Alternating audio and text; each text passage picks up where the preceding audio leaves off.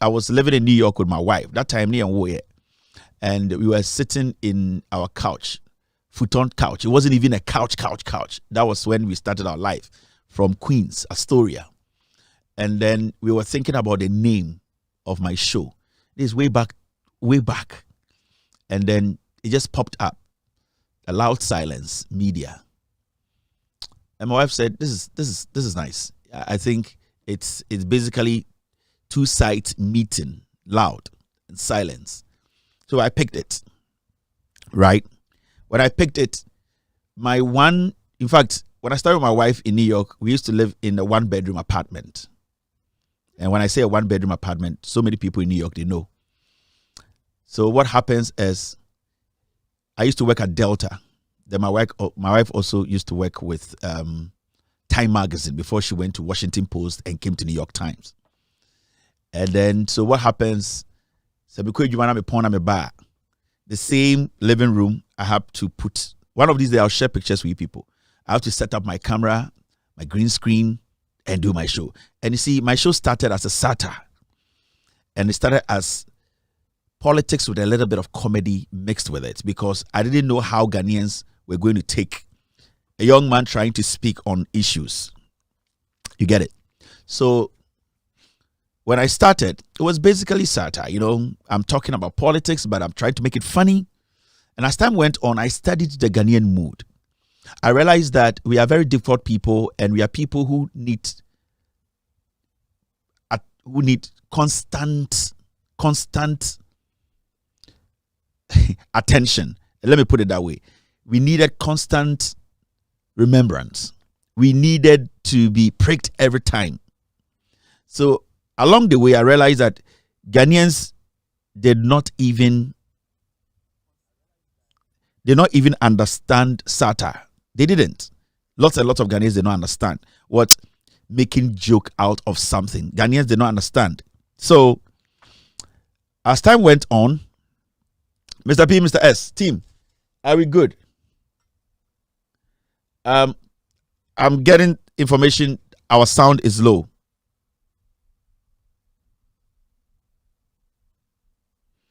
Team, check for me. So, oh man, I have 1 minute. So, when I started with satire, I was doing it, politics calmly, nicely. But I realized that communicating with Ghanaians needed more than just coming in and trying to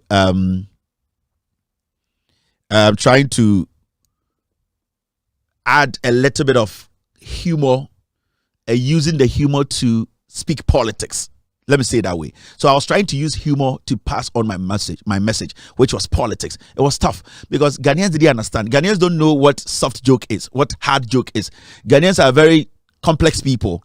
When it comes to joke, people don't want you to joke about anything. People are looking at age. They are looking at people's pedigree. They are looking at status. So they don't really take jokes easily.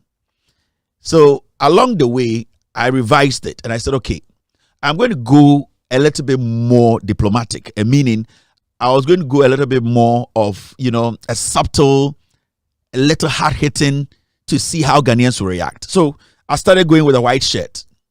Then slowly, I realized that Ghanaians were listening to me, but most of them were lost because I came in speaking English, nice boy, froye, my name is shirt, my bobo, I have a pen, I speak grammar, great, I go away. I realized that the attention was there. People were watching me.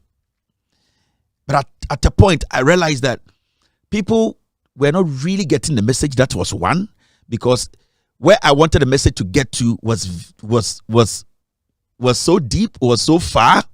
I could not reach the real people. When I say the real people, I'm talking about Ghana for Omankasa person mutse asemno edisesa mabrabo. There are so many fake people in Ghana, and most of the fake people speak English.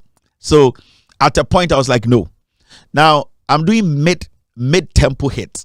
That means I was being hard, but not being really hard. So I got a lot of people. That was the time Kojo Ponkroma set up some small bloggers to come after me. I got a lot of them attacking me because that was the first time I spoke on NPP being a tribalistic party. So they got the Insight newspaper to write a whole article, putting my face on the newspaper to say Kelvin Taylor throws tribal bombs into Ghana. Do you remember? I wish I could find. Besides, I know that paper is there. Ken Crunchy.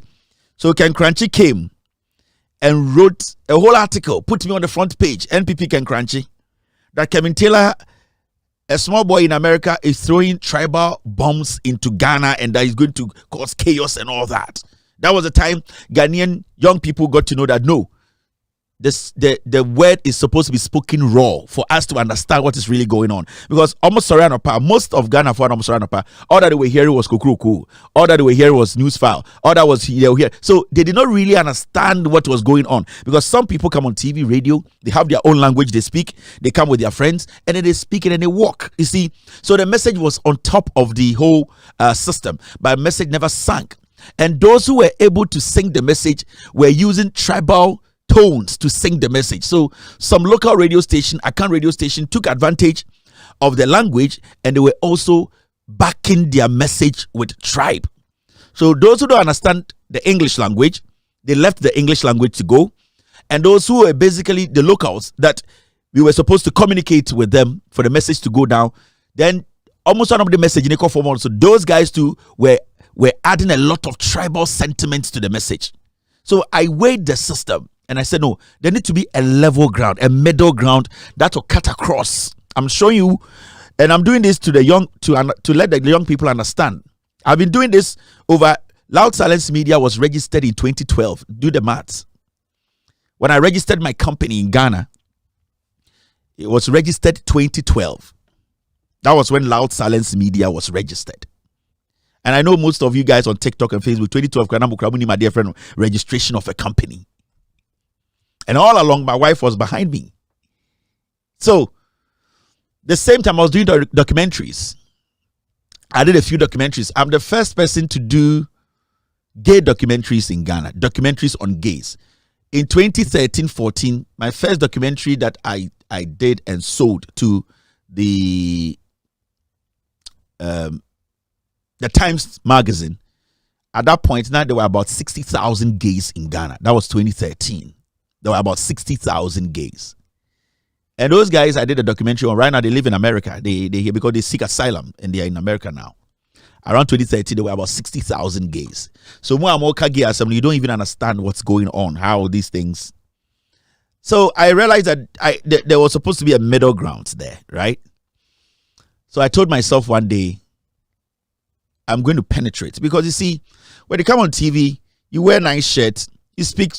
I'm not a very good looking guy, and then I wouldn't say I'm so smart and I speak some very nice English. No, me fear me to be and teach you. I try my best to speak English. Sometimes my kids are like that. It's not pronounced this way. It's not because me. I'm not an Englishman. I wasn't born white.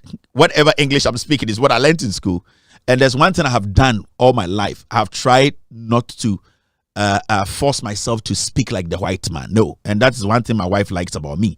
I try to keep my accent because that is the only thing I have as an American, a Ghanaian living in America. My accent is the only thing I have. So I don't try to speak like a white man. I try to slang. I don't do that because saying your money takes my identity away. So no matter how long, sometimes my kids, they laugh at me about some things because I pronounce some words in a different way, and they like, Dad, it's not. I'm like, this is Ghana, and they say, Dad, this is not Ghana. This is. I'm like, bogus. This is Ghana. So I have my own Ghana way, and I keep to it. I stick to it because I want to keep that. I don't want to force myself to sound like somebody or to behave like somebody. You know. So when I decided to come in, there were so many attacks on me, and I'm talking about the bloggers and all those MPP people because this is a young guy. This is a guy who's wearing some white shirt. And for your information, I'm not a kid. I need to let people know. The General Secretary of the MPP, I'm older than him. I'm older than Anabi. I'm older than Samuel Abujinapo. I'm older than all Abronye. I'm older than Abronye. I'm not a kid. So sometimes you people most of you should understand. Make sure me hustle to get to this point. So I decided to hit hard. I decided to go in. Now, how am I going to do it? I need to hold the bull by the horn. Adia Obian Tuminkana, I should be able to say it. I should be able to say it and explain it. Now, how do you do it? You have to come in with the facts. Because Ghana Yokrubia, when you even tell Obia when you say, what do you mean? It's an insult.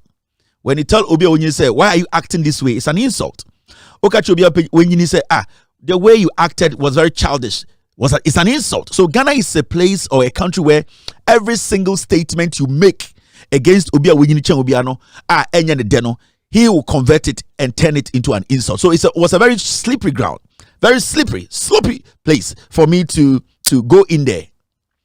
But I told myself that somebody's got to do it. I was say Obiye Bibi. Somebody has to break that jinx. Somebody has to go in pretending to be very crazy, pretending to be disrespectful, because that is the only way we can get the truth out of the people. Because for a long time, young people in Ghana, they have been suppressed with age. You are not even allowed to express yourself. Because now we are there. Oh, eja we there. I say obetina station haka ni nyemano. Me unsa ohro unse go. Hey, utipen me. Men kasa sa ankyere me. But the kid was trying to tell Pejini, say, baby abegina o Johnson, yen Johnson. Hey, but bone boy as abranto with this saying. That's the thing. That is Ghana. And if you think abrem yaka obia bibia hye yem. So you cannot even look in the face of obia wa man ejuma. Na when to man ejuma no. Now osa tua ne ka say he's being silly. He's being stupid because we gave you money. We are paying you salaries. We are giving you the perks, accommodation, allowances. Say ye juma we. Now yeah the man now ye juma na. Then you see us as stupid. So we need to react. So when it started, it was like Kelvin Taylor. I'm a grown man. I'm a family man. You get what I mean? So that was the message. But I told myself, no, I was going to still do this. I was going to expose people hiding behind age to lie to Ghanaians. And that was the breaking point where people, basically, the NPP at a point, they wrote a letter to my wife's company, a whole political party. That was when Boabian Samoa was their general secretary. He wrote, they said they were writing a letter to New York Times because my company, my wife is a shareholder and so that is how low the NPP came. A whole political party, letter. The letter ne New York Times. Why? Because I said that the NPP government is full of idiots. They were not ready to work. So they had a press conference. I didn't mind. I was still working because I knew my target. I knew what I was doing. I wanted to change the face of our politics, our discuss on radio and on TV. I wanted the ordinary Ghanaian, the young Ghanaian to understand that they can speak their mind without anybody intimidating them. So I kept going. It wasn't easy. The first episode of Mia MP before a press conference was titled The 99 Fools. Yeah. So they wrote a letter, somebody called New York Times, there and there. Oh, my Jimmy, so I don't even want to go in there. Then we kept going. Then I started getting a lot of attacks, you know. And the whole thing is like, boy, no, did you attempt? Fine, that's fine. That is your opinion. Because to me, if somebody sees me and tells me, Kevin, you are being very silly, I don't see it as an insult because I've not done anything for you to deserve somebody who is silly. So I don't care. If you call me foolish, if you call me stupid, it will depend my action. And the bet says I am foolish or I am stupid. So when you call me a stupid guy, a foolish guy, if I don't see myself as stupid or my actions does not call me stupid, then when you tell me I'm stupid for 500 years, I wouldn't care because I'm not stupid. I wouldn't take it. Now, what went on was that the NPP now changed gears. And they started hiring these uneducated bloggers, Grassiphobia, go and tackle him, go and tackle. So at a point, and that's why I keep telling the young people, you get to understand this job. You know, in the past, I used to take on people. I used to react to people. And it was taking my attention from the job I had to do. My job was to educate the young Ghanaian, the old Ghanaian, for them to understand that they have the right to know what is going on. But you see, that time, not many normal. Yeah. So it's kept on going. And then you realize the so-called political insect started targeting me. Because they realized I was taking that space now on. I was taking the space away from them. Well, now there's this young guy called Kelvin Taylor. He's criticizing everybody, and he's criticizing with facts. Every time he comes, he holds a document, then he exposes the document, he throws it out into the system. Now, school boys, school girls, tertiary institution, university boys, girls, everybody has access to documents. But in the past, na kukuba kunkwane kuta document, na isa nkwane speak to the document, a political class nkwana ekasa with document. So the issue is, why is Kevin giving us the document? It is not normal in Ghana. Why is Kevin giving out the document? That was their problem. So they all started using their small boys and girls on Facebook, on radio. The agenda was that now let him feel the space, the heat, by telling him so umwadie, because it's Ghana. They wanted to dip me in that thing whereby akwaran to me bonajene, to me chenajene. So the strategy was that monkas wo muadie, monkas we dip peginatem, monkas. So they started that. Into the obia menyini channel, obia mabobra channel, because they may on tears and you see Kevin small boy. I'm like, it's fine. You have your own mind. So they started setting people out to come after me. That was when the PDS scandal. And I would like to credit the Herald newspaper, Larry Dugbe. I collaborated with him so much because I wasn't in Ghana. And there were some few things that I needed clarification, follow some documents, share documents with him, So with PDS scandal, and I think before that I had done a lot of scandals, PDS scandal, I worked with Larry Dogbe on the Herald newspaper, on PDS. In fact, I'll never take all the credit for PDS because he did a lot of job, a lot of work. We sometimes stay on phone to like 3-4 a.m. Ghana time. From there, I had time there 8 p.m. and he will be on phone. We go through documents, read everything. Now, if I have documents, I share with him like this. Let's clarify, So he helped. So that's why I always give him credit for that. So we came out with PDS. That is the biggest one. I think there were ones to be at.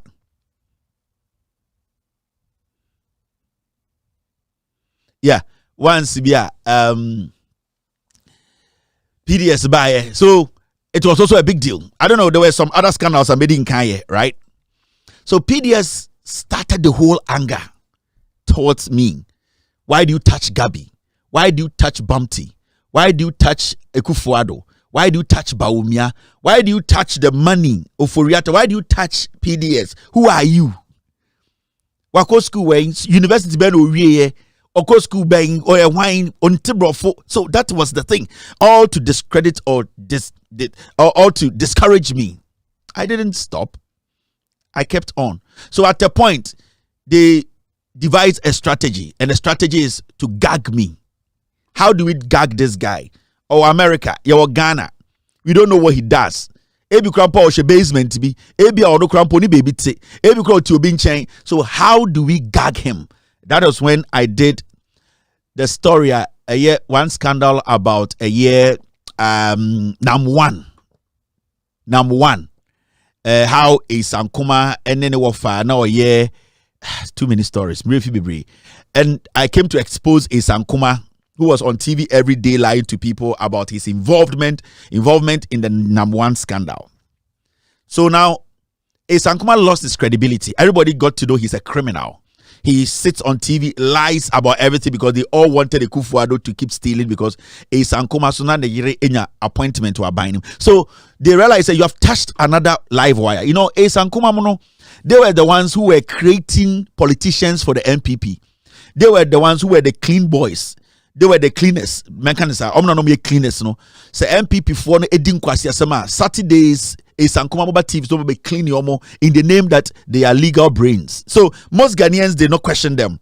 Sankuma most times in some mechanic TV so kwasi asem, there are things they have googled. They didn't really have any facts nothing to it. So what they come and do and say is Ankumatia, Kwekubakutia, Egbert Fabiltia. These are all criminals who basically lie to Ghanaians.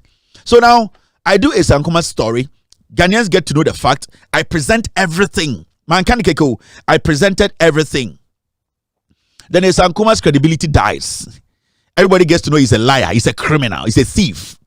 He basically hides behind, I am a lawyer, to steal from people. So a Sankuma fall off.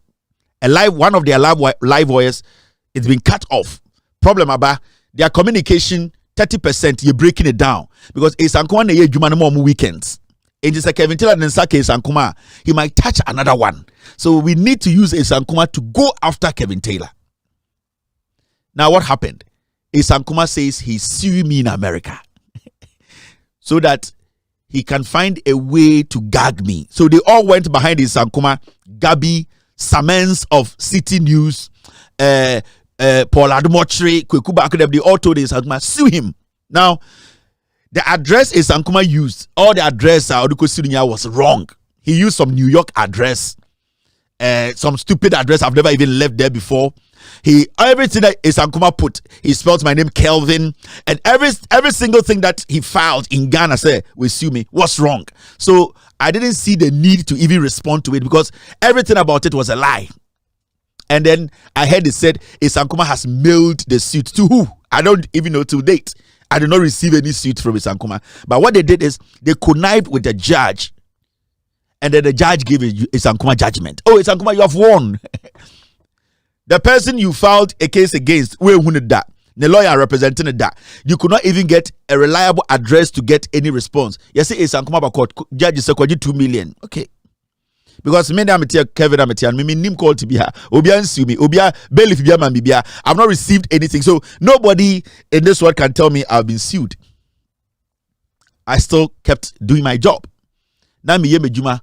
From nowhere, I say Gabi so called court because then I was staying on Gabi. Because I knew Gabi was the center bolt of the Kufuor administration.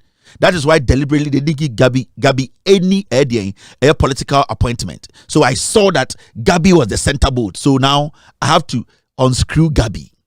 Then PDS came. I played the audio where Gabi, Bumpty, Ekufuado, and what's that guy's name? The other guy. I played the video and the chat. I had the Thriller in Manila chatter. I had WhatsApp group. Omoti and Gabi admin. I didn't just come speak. I provided the facts, the evidence. So, what did they have to do? Now, let's use Gabi also to try and gag him. Make sure, baby, I'm sure baby do hande. Then Gabi too went to court in Ghana. Gabi too has won the case. Gabi too has won the case. I'm in America. Nobody has sued me. No bailiff has presented anything. Nothing. A judge sits in Ghana court and says, yes, Gabi, you are right. Whatever you are saying is right. Nobody has contested it. You have won. Gabi called court. No? Now, a year, Samensa on the Oyo City News, so City Channel, whatever. Samensa on Ghana now. Why is a bullfruit? No? He was Gabi's witness in court. He went to sit in court and said he is the witness. Samens is a journalist. He calls himself a veteran journalist, Samens. He went to sit in box and testify my Gabi. Said they see no hobby. It is true. Samens no renamo kwasi abe. Enti ka jam semono. San kwasi afo na so no. E shekra isa mu bi mobodam. They are liars. Then thank you, Mr. S.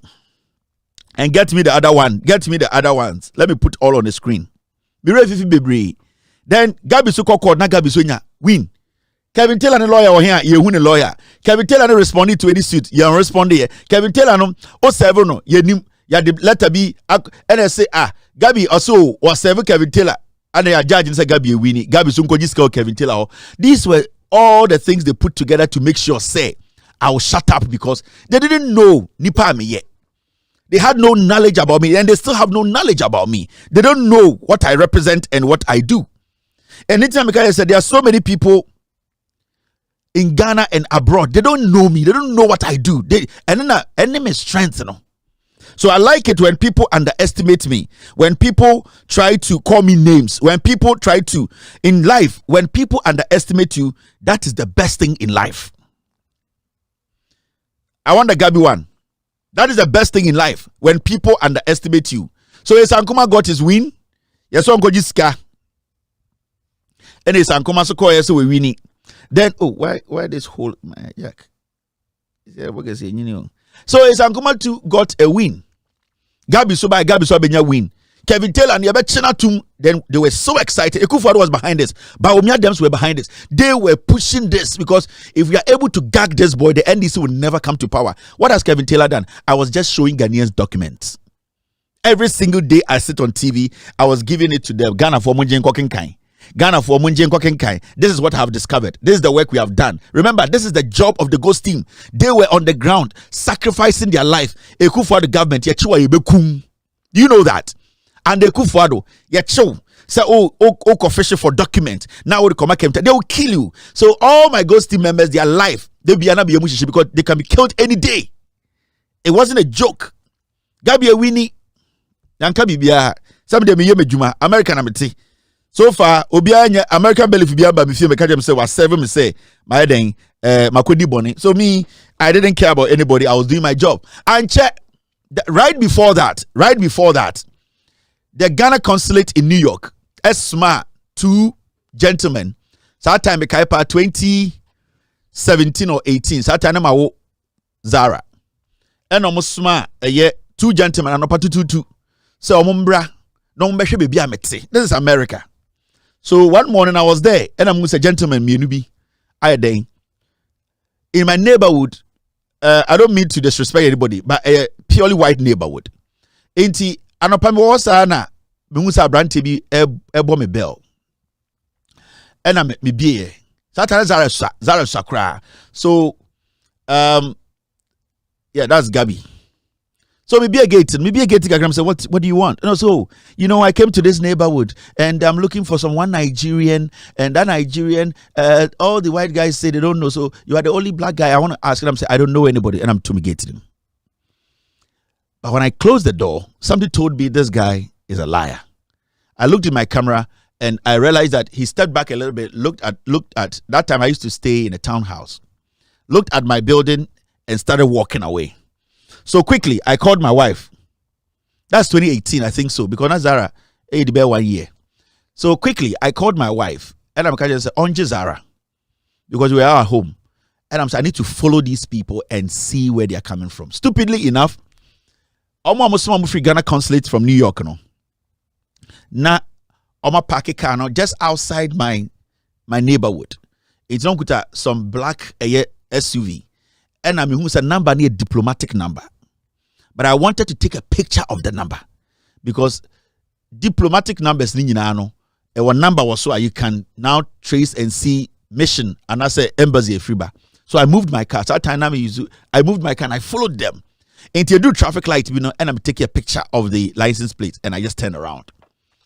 Maybe I'm reporting my FBI, and I'm reporting my local police. So when they pulled the record, it was clearly a Ghana embassy, New York State, New York City, Manhattan, their consulate. Can't if you want to buy. I'm so okay. So basically, the MPP administration were trying to find where I live. If it's a hitman or whatever to kill me, I didn't care. I was like, okay, so I reported to the FBI. And I reported to my local police. And then we put it down.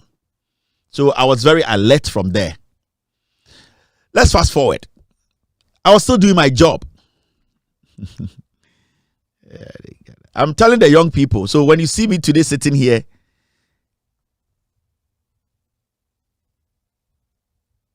so remember, sir, suits when you know, they all happened in 2020 because your production on our government are very unpopular. No, who said they were empty.